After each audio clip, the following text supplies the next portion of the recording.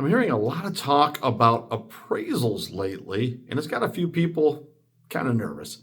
And I hope I could clear a little bit of that up for you. This is your host, Ron Wojciechowski from the Black Hole of Real Estate. And yeah, appraisals.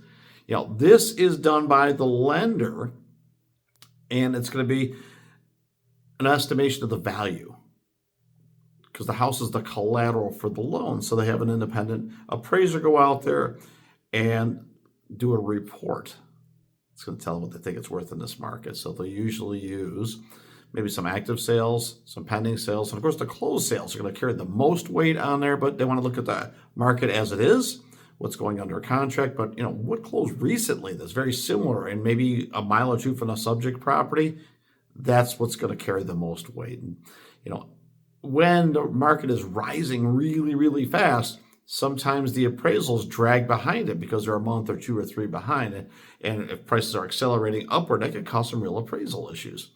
Now, we're not in a market where prices are rapidly declining, but let's just suppose they were.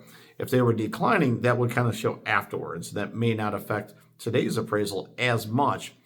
But right now, we're in a bit of a balanced market where prices aren't moving too much up or down.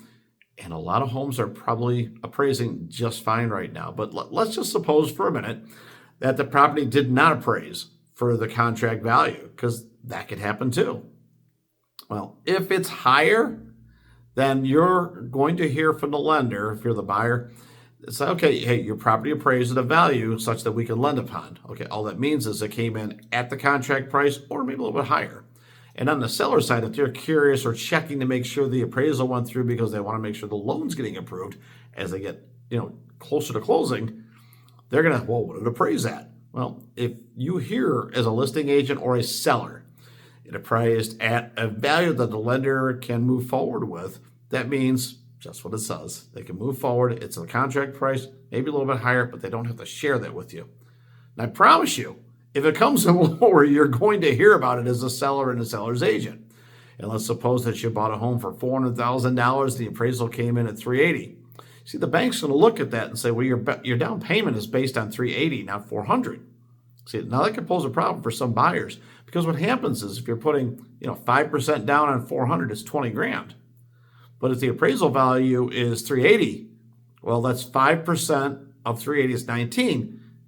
But that doesn't mean your down payment goes down, because you have to add on the $20,000 that's missing because it appraised too low. So that puts your down payment for a 5% down at $39,000. So that's going to be quite a bit more money than the $20,000 that a buyer might be planning on. Now, you could absolutely go back to the seller and say, hey, your home didn't appraise, and I want you to drop the price to $380,000 from the $400,000. Well, they could say yes or no to that. And depending on the seller's motivation and reasoning, they might say, forget it, I'll go sell it to somebody else, and that deal would die. Or they might say, you know what, I just want to get rid of the house. Fine, I'll just drop the price $20,000. That's a big drop, right? Or you guys might work out something in the middle to work that through. So there's a number of ways to resolve that appraisal. You can absolutely also dispute it with the lender and send them other sales comps. It's pretty rare they're going to change the value, because an appraisal is an opinion of value of that appraiser. They're independent from any side of the transaction. So it's super hard to get that changed. And I wouldn't pin my hopes on saving a deal by spending a week or two trying to fight the appraisal value. It's not been highly successful over the years. I welcome you to try it. I don't want to discourage you from it, but I'm saying don't plan on it working out. How about that part of it over here? Now, I can also tell you that there's a thing called appraisal contingency. And what that means is it's an automatic out. If the property isn't appraised, it invites either renegotiation or cancellation of contract, and that protects the buyer's interests in case there's escrow money involved that might otherwise be non-refundable. Appraisals, keep in mind, they're not like the inspections. The inspections, that's done mainly for the buyer's purposes, where they can go in and do home inspections with their inspector, and they can check everything in the house to see what's right or wrong or working or not working, to see what needs repairs. You can also use like a wind mitigation report and a 4-point report, for the insurance to get the best possible rate on that. So those are, property inspections, but that's not an appraisal. The appraisal, again, is for the bank. It's to make sure that the collateral, which is the house, is worth the contract price. So I hope this helps you out with the appraisals right now.